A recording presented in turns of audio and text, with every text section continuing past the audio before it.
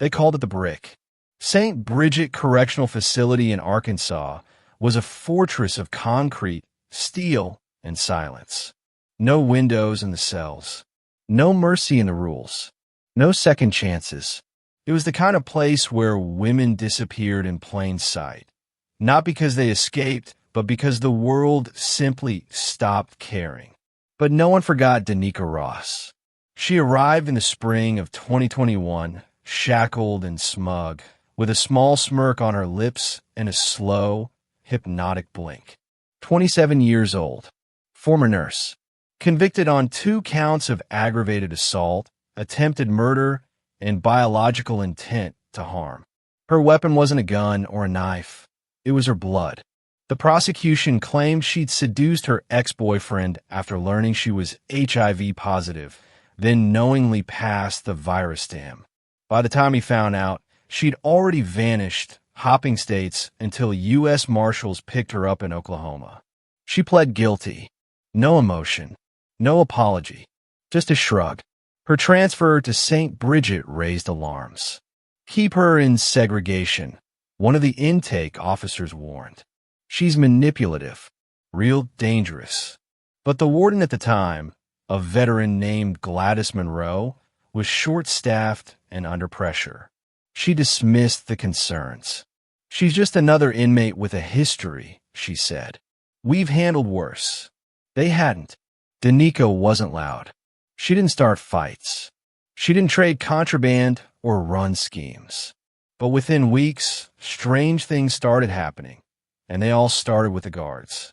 Officer Brent Tooley, married, 3 kids, was caught on security footage lingering too long outside her cell, sometimes slipping her extra trays, sometimes just staring. Officer Rebecca Klein was caught crying in the staff restroom, later admitting she'd been confused after some conversations with Danica. Another guard, Officer Jerome Mills, began missing work, then came back visibly shaken and silent. And then came the blood tests. In June, Officer Tooley tested positive for HIV. Then Officer Klein. Then Officer Mills. The first thought was panic. Had there been blood exposure? Fights? Hidden needles? But each incident was isolated. No physical contact. No documented altercations. And yet, all 3 officers, young, healthy from different shifts, had the same result, HIV positive with no known high-risk behavior. And no connection to anyone, except Danica. The rumors started fast, that she had blood in perfume bottles, that she used her own menstrual blood to contaminate food trays, that she whispered Bible verses backwards to seduce people into confession and sin. No one could prove any of it. But somehow, Danica was always untouched, clean on paper, controlled in interviews, smiling in group therapy. She looked the same in every surveillance photo, sitting still, hands folded like a nun waiting for prayer. And yet the guards kept falling like dominoes. By August, the count was up to 6. 6 prison guards, all HIV positive. All had interacted with Danica Ross, and no one could explain how. There was no smoking gun, no fingerprints, no security footage showing Danica doing anything beyond sitting quietly in her cell, sometimes reading, sometimes just staring at the wall like she was waiting for something to happen. But things kept happening, and always around her. Warden Gladys Monroe had seen her share of chaos in 2 decades of prison work. Women slicing each other over a pair of socks. Suicide attempts with plastic sporks. Guards sleeping with inmates. Nothing shocked her anymore. But Danica? Danica wasn't chaos. She was quiet. Too quiet. And that terrified Monroe more than anything. She ordered a full lockdown of Danica's block. No contact. No commissary. No visitors. Even therapy was suspended. The rest of the inmates didn't seem to care. If anything, they were relieved. That bitch got the devil in her, one woman whispered during meal line. Another crossed herself when passing Danica's cell, like she was walking past a coffin. Despite the lockdown, Danica didn't protest. She didn't complain. She didn't even ask why. She just sat there, hands on her knees, eyes fixed forward, as if she already knew it was coming. And then she started humming. Low, slow, like a church hymn but twisted. No one recognized the tune, but it seeped through the cinder block walls like mold, infecting the silence with something sinister. A rookie guard named Logan Wills had to be pulled off the floor after suffering a panic attack just outside Danica's door. She was inside my head, he kept saying. I could feel her in there. Warden Monroe began digging. She went back through Danica's intake forms, her old records, even the trial transcripts. What she found didn't make sense. Danica had no criminal record before the assault charge. She graduated top of her nursing class, volunteered at church, sang in a gospel choir. Then, like a switch flipped, she injected her own blood into her ex's toothpaste and vanished. Monroe reached out to the ex-boyfriend, now in a long-term HIV treatment program. He refused to speak about Danica. She told me I'd never be clean again, he said, then hung up. It wasn't long before Danica's name started popping up in strange places. A Christian blog posted anonymously about the infected woman who said God spoke through her blood. A former nurse who worked with Danica claimed she once said, "Every cell in my body is a sermon." The more Monroe searched, the more she felt like she was peeling back layers of a woman who didn't just do evil. She believed in it, worshipped it, wore it like a second skin. One night, after everyone was locked down and the lights were cut, Monroe visited Danica's cell herself. No cameras, no guards, just two women and a thick glass wall. Danica was waiting. "I was wondering when you'd come," she said, smiling. Monroe didn't sit. "You infected 6 of my officers." Danica tilted her head, eyes glowing in the dim emergency light. "Did I? Or did they invite me in?" "They trusted you. They trusted what they wanted to see," she whispered. "And I gave it to them. I always do." Monroe stared at her. "Why?" Danica leaned in, voice low and calm, like a preacher before an altar. "Because judgment wears a woman's face now." She stood up, placed her hand on the glass, and whispered, "And I'm just the beginning." Monroe left that night shaking. She couldn't sleep, couldn't eat, and in her gut, she knew something worse was coming. She just didn't know how soon. 2 weeks later, Officer Carla James broke down during a routine cell check. She'd always been one of the tough ones, tall, no nonsense, ex-military with a sharp tongue and a tighter bun. She didn't play favorites, didn't flinch during fights. She was the type to walk into a riot with nothing but a baton and walk out without a scratch. But that morning, in the middle of B Block, Carla dropped to her knees and started sobbing uncontrollably. When backup arrived, they found her curled in a fetal position outside Danica Ross's cell, mumbling something over and over. "She said I was chosen. She said I was chosen." They pulled her off the floor, drug tested her, ran psych evals. Nothing came up. No drugs, no trauma history, no medical explanation. But when a junior staffer checked Carla's locker later that day, they found a handwritten letter inside. No envelope, no name, just a single page that read, "The world is already infected. I just helped them see it. You're not a guard, Carla. You're a disciple." There were drops of blood at the bottom of the paper. Fresh. That night, Carla James was placed on suicide watch. She refused to speak, refused to eat. She just stared into the corner of her padded room, lips moving in silence. When a nurse leaned in to hear what she was saying, she finally spoke out loud. "She's not human. You think she's locked up.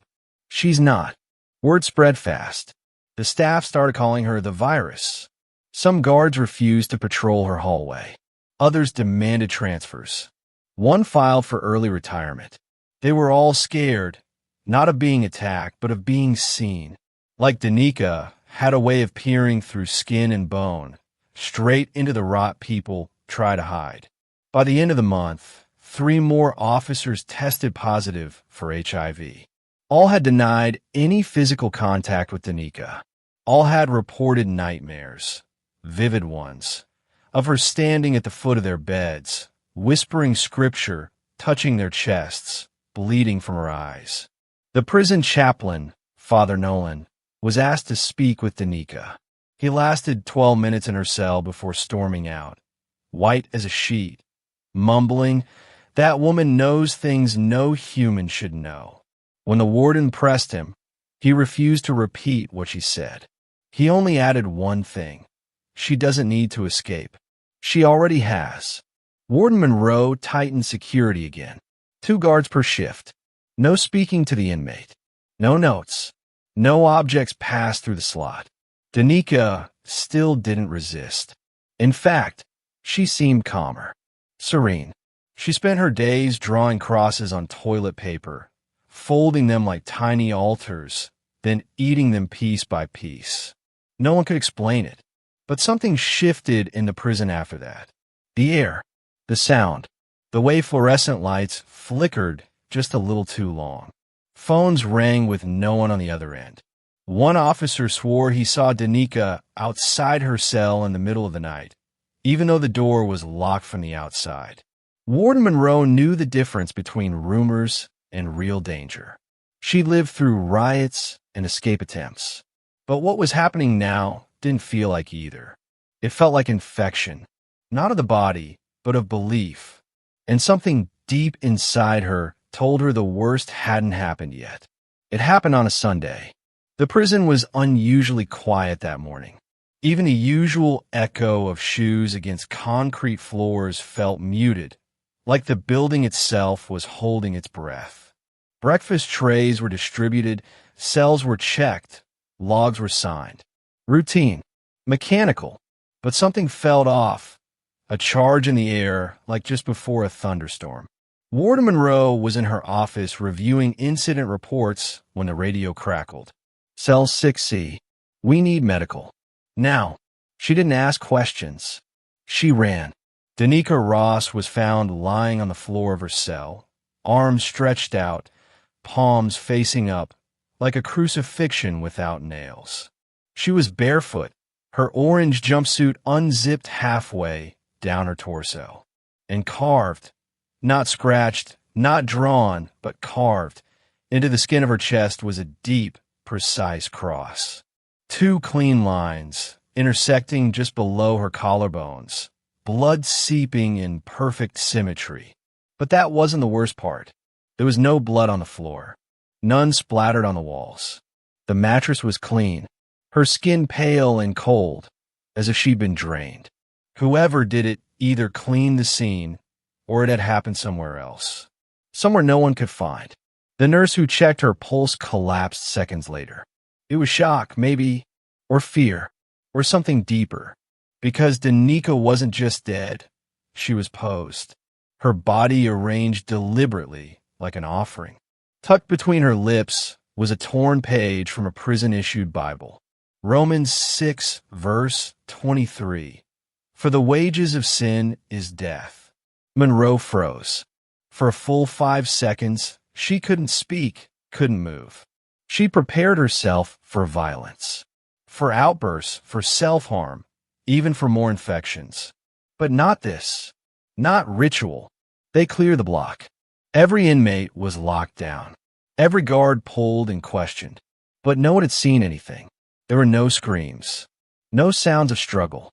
The security camera outside Danica's cell had glitched between 3:02 and 3:16 a.m., exactly the window in which she had died. The footage returned with a flicker at 3:17, showing her body already in place. They ran DNA swabs, luminol tests, blood spatter analysis. Nothing. It was as if the scene had been sanitized by someone who knew exactly how to avoid detection, or someone who wasn't there at all. Father Nolan arrived later that afternoon, his face ashen, holding a small bottle of holy water. No one called him. He came on his own. He stood in front of the sealed-off cell, closed his eyes, and whispered she invited it in. Monroe stared at him. Invited what? He looked at her, eyes hollow. Whatever she thought she was carrying. Rumors ignited instantly. Some inmates said they saw a figure in white walking through the corridor hours before Danica was found.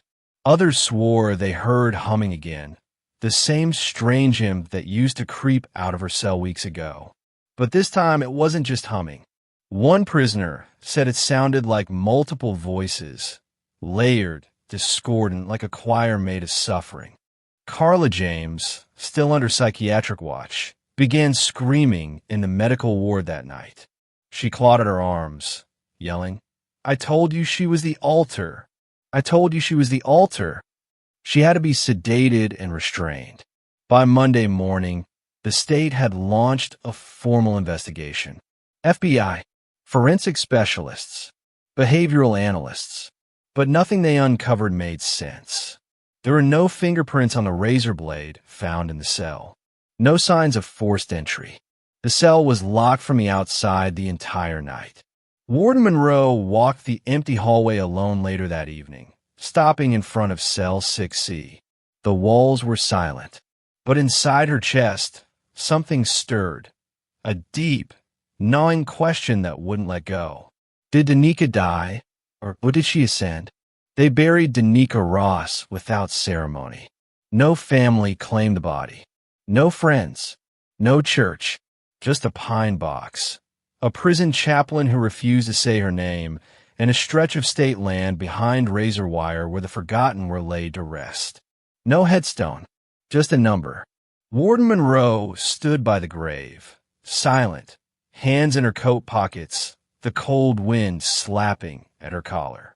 She didn't believe in ghosts, not really.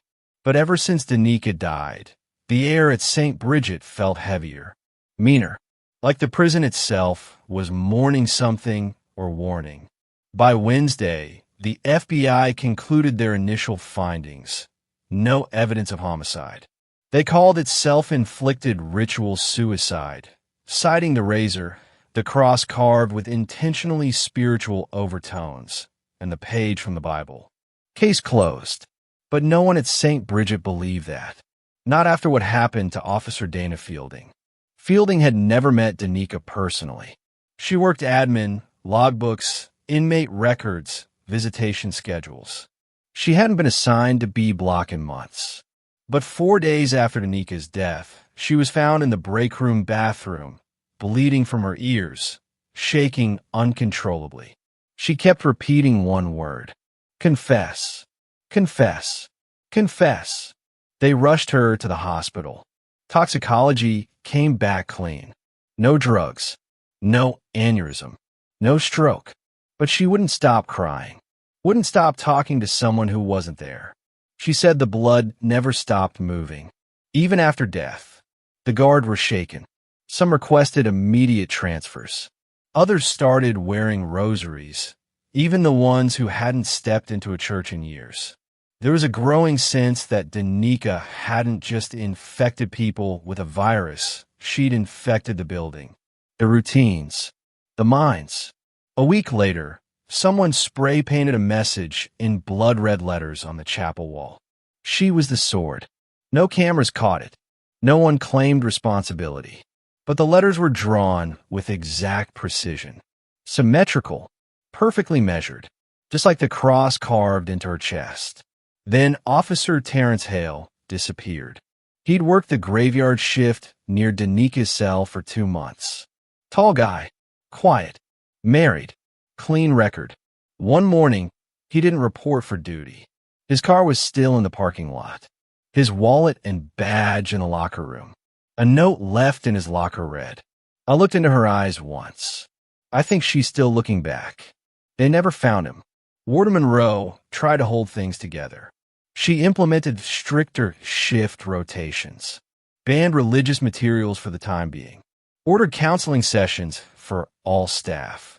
But morale was crumbling. The guards didn't talk about Danica out loud, but they felt her, like a splinter lodged under the skin of the prison. Quiet, deep, refusing to leave. Cell 6C had been scrubbed clean, locked and sealed. But at night, janitorial staff reported lights flickering only on that hallway. Sometimes the sink in the cell turned on by itself. Once, a maintenance man claimed he heard whispering coming through the vents. When he put his ear closer, he swore he heard his own name being spoken, not once but 3 times, and always in a woman's voice. No one dared reopen the cell, not even Monroe. Instead, she started keeping a small notebook, scribbling things, phrases, dreams, word Danica had once said. At first, it was just a way to cope, to remind herself she was still in control. But then, late one night, she flipped to a page she didn't remember writing. It simply said, "You're next." She dropped the notebook, locked it in her desk, told herself it was stress, fatigue, the mind playing tricks.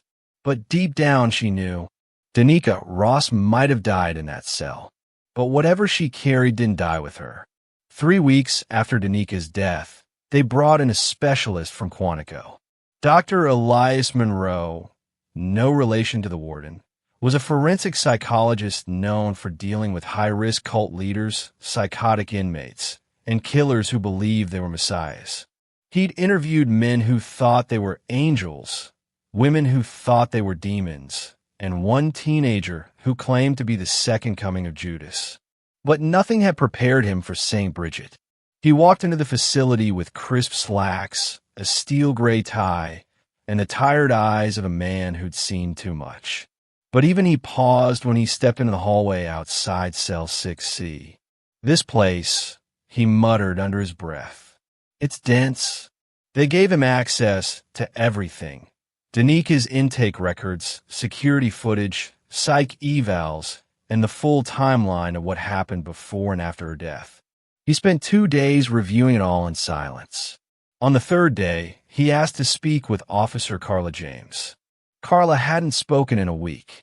She sat in the psychiatric ward like a broken doll, eyes unfocused, lips dry, arms strapped loosely in fabric restraints to keep her from tearing at her own skin.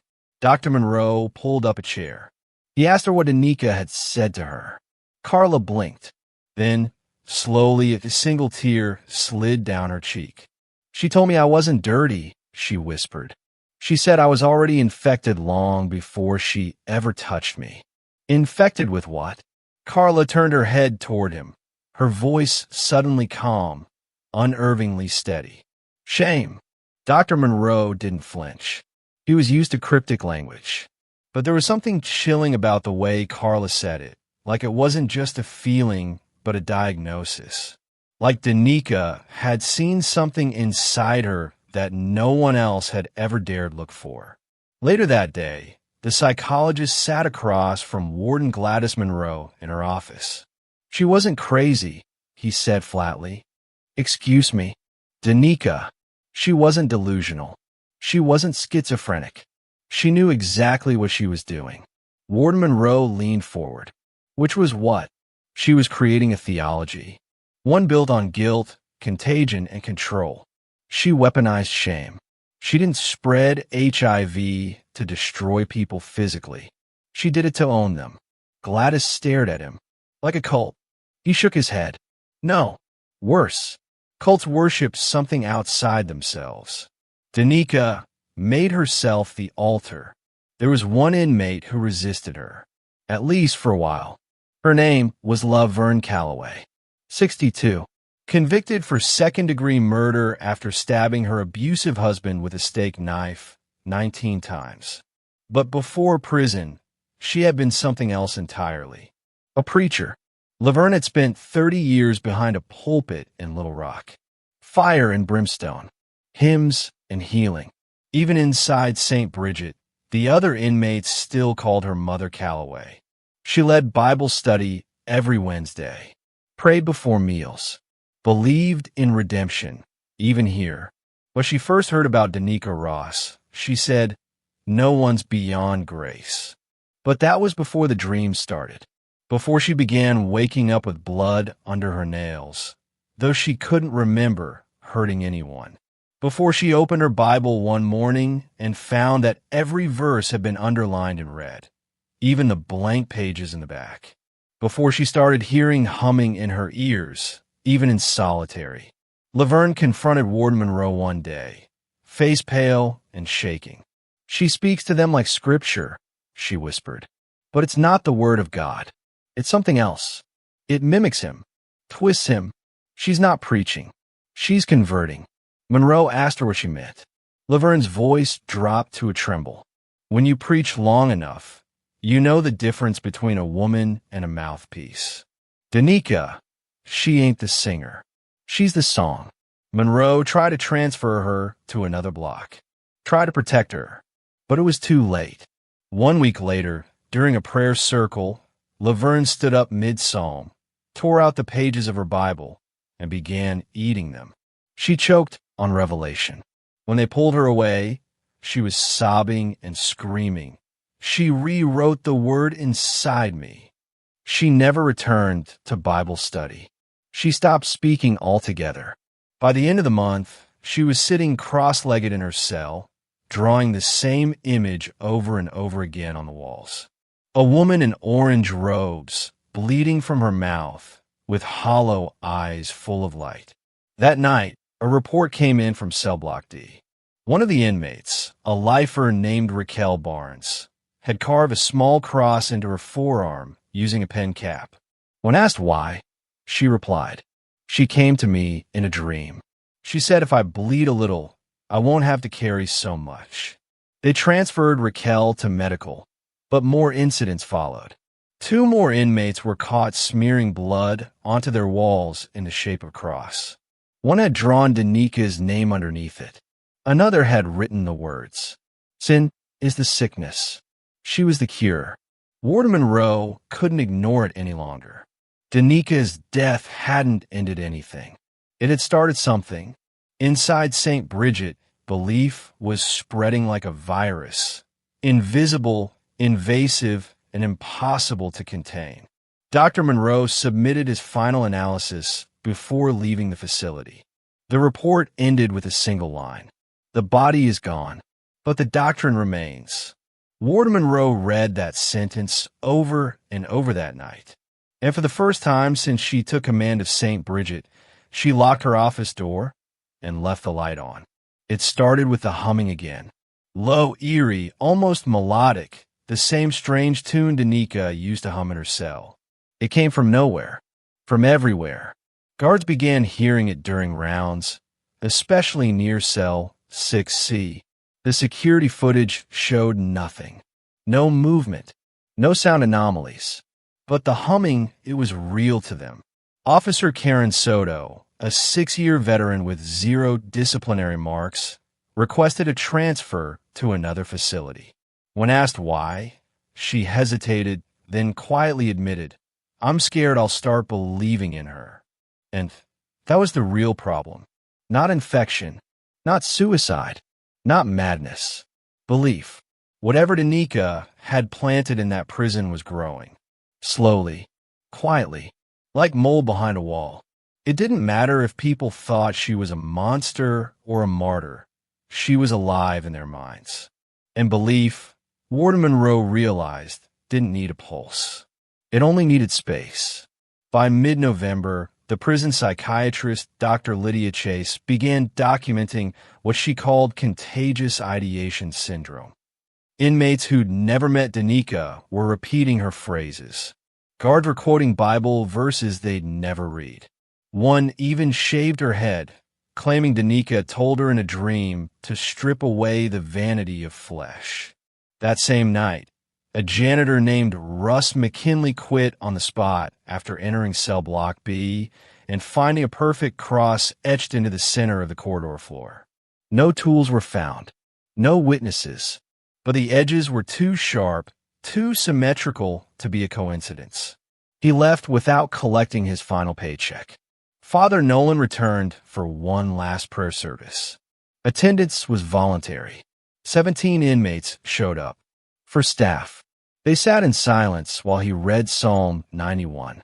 But halfway through the reading, the youngest inmate, a 19-year-old girl in for arson, stood up and asked softly, "If sin brings death, why do I feel more alive when I remember her?" The room fell silent. Father Nolan's hands trembled. He didn't finish the psalm. Warden Monroe called an emergency staff meeting that night.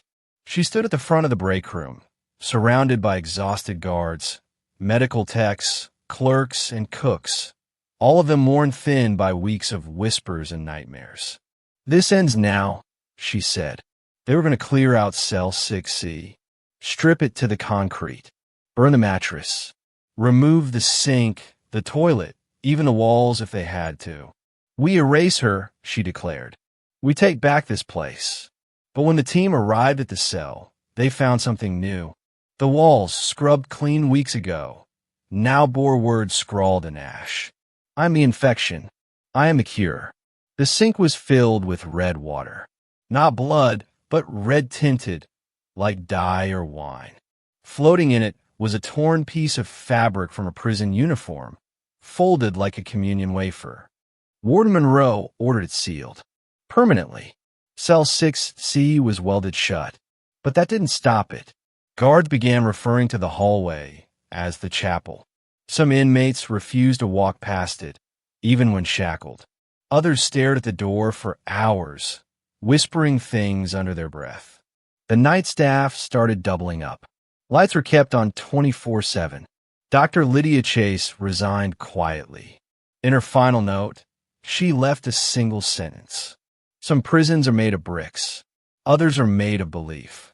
Warden Monroe sat alone in her office that night, staring at the blueprints of the facility.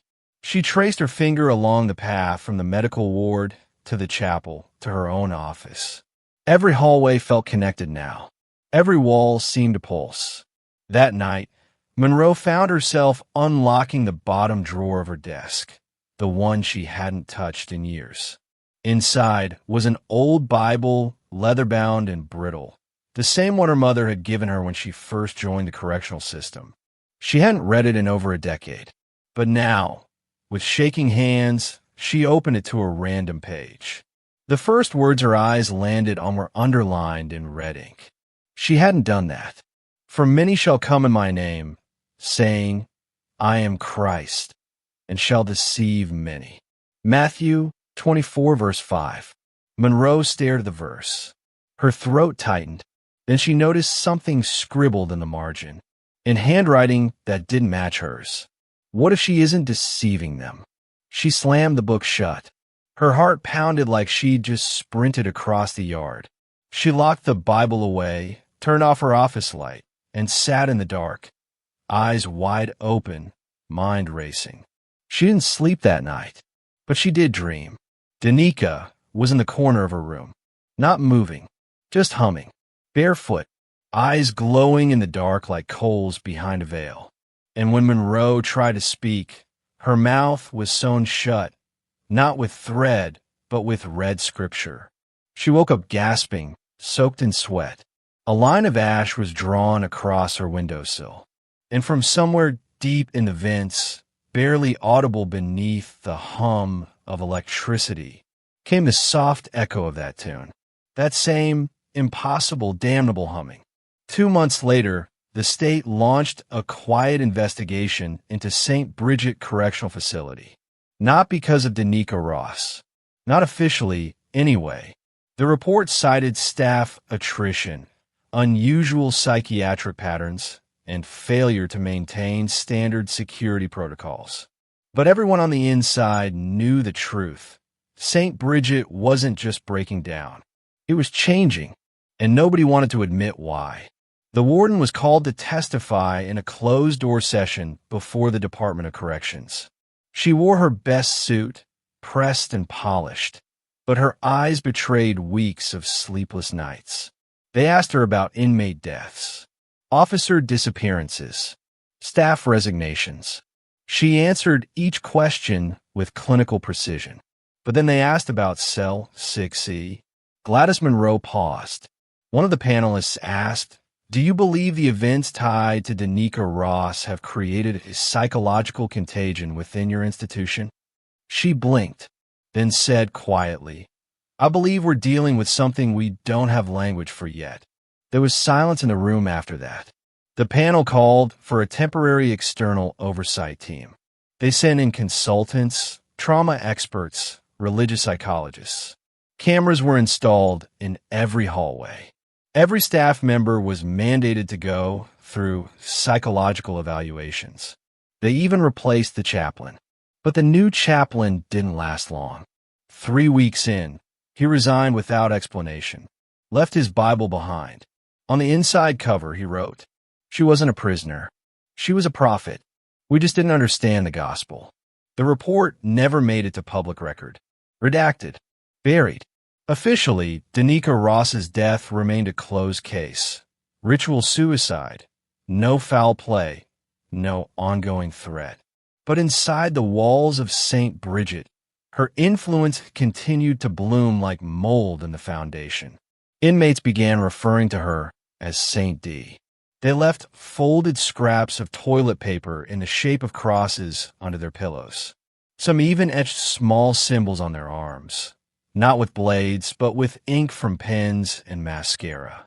The symbol was always the same, a cross with a single teardrop in the center. The new warden, a stiff bureaucrat named Leonard Haskins, tried to shut it all down.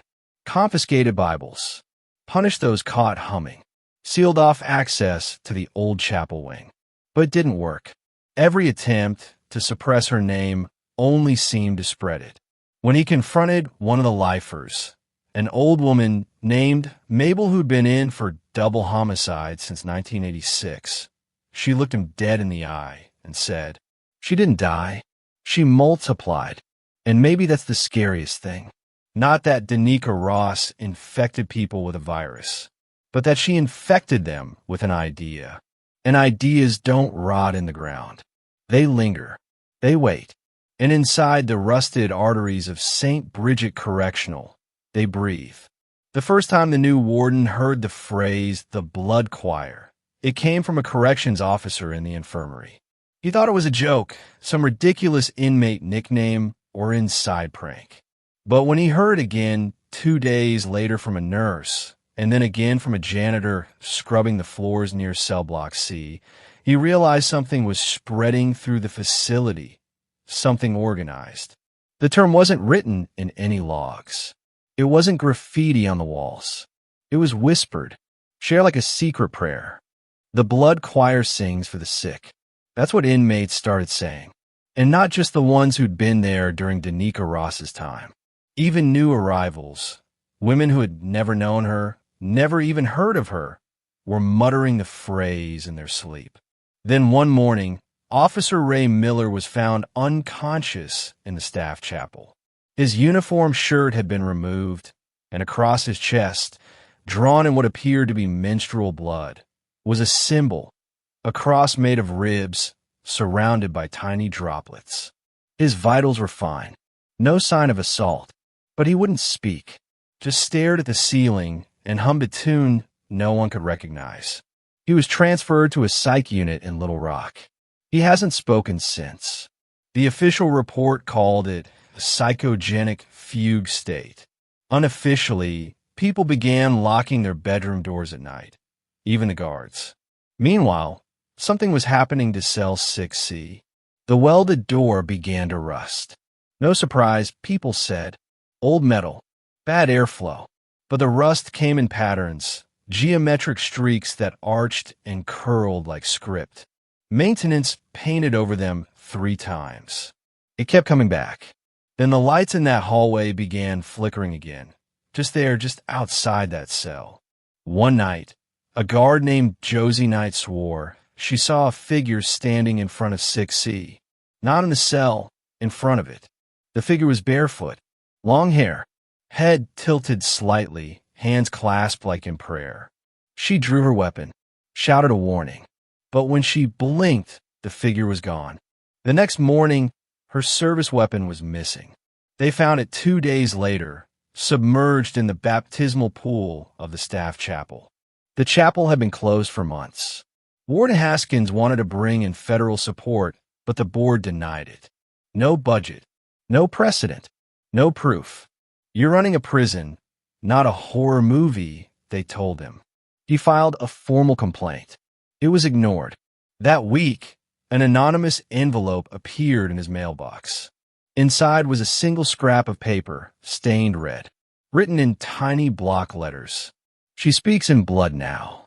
Haskins submitted his resignation the next morning, packed his things, never looked back.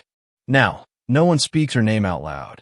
Not the staff, not the inmates, not the chaplains, but everyone knows the rules. Never whistle near cell 6C. Never accept folded paper from another inmate. And if you hear humming in events after lights out, don't hum along, because the blood choir is still growing. And Danica Ross? She may be dead, but her gospel's just getting started. 3 states away, in a juvenile detention center outside Baton Rouge, Louisiana, a new girl arrived. Name, Ileana Ross. Age, 15. Charge, attempted poisoning of a school nurse with contaminated blood. She didn't speak during intake, didn't cry, didn't resist, just smiled. When the nurse removed her hoodie for the standard search, she noticed something on Ileana's skin, carved faintly across her chest with what looked like a safety pin. A cross with a teardrop in the center. Later that night, 2 bunkmates reported hearing a soft humming coming from Ileana's bed, a tune they'd never heard before. One of them said she dreamed of a woman in orange, holding out a blood-stained wafer, whispering, "You're already chosen." The other girl woke up with a nosebleed and a single phrase scribbled on her bedsheet in red ink. The blood choir sings for the world now. It wasn't just Louisiana. Across the country, wardens began reporting strange behavioral patterns in female inmates. In Michigan, a woman in solitary confinement etched an exact replica of Cell 6CS interior on her walls using her fingernails, even though she had never been to Arkansas. In Nevada, a 19-year-old arrested for shoplifting refused to speak to police, except to say, "I was sent to prepare the place." In New York, a nurse at a private reentry program found folded toilet paper crosses in the shape of tiny altars tucked beneath the mattresses of 7 different women, all from different facilities. None of them knew each other. All of them were HIV positive. None of them had a medical history of it prior to arrival. And then came the letters. Handwritten, identical ink, identical phrasing, each addressed to prison officials, each signed only, carrier of the word. Each letter included the same passage. The altar is never closed. The blood is never clean. The choir is never silent. She is not remembered. She is rehearsed. At the bottom of each letter was a symbol, a cross, a teardrop, and now, a small open mouth drawn underneath. No one knew what it meant, but it was clear something was coming, something organized. And Danica Ross, dead or ascended, wasn't the end. She was the seed. 2 weeks later, in a small town in Missouri, a local schoolteacher reported something strange during morning attendance. A 5th-grade girl, 10 years old, showed up with a hand-drawn cross marked on her neck in red Sharpie. When asked who drew it, the girl simply smiled and said, "I don't remember. I just heard this song in my sleep." When the teacher asked what song she meant, the girl began humming softly, the same strange, low, twisted tune from St. Bridget. Later that evening, the school custodian found a folded paper cross in the girl's desk. Inside was a note. "They listen better when they're young." She said the next choir starts early. The custodian turned it in to local police. No fingerprints, no matching handwriting, no explanation. The school filed a quiet report. The media never heard about it, but those who read the case file called it what it was: a possible first contact event outside the prison system. No one could say who she was, but some of us already knew. No one could explain how the ink got there. The cameras had glitched from 3:02 to 3:16 a.m.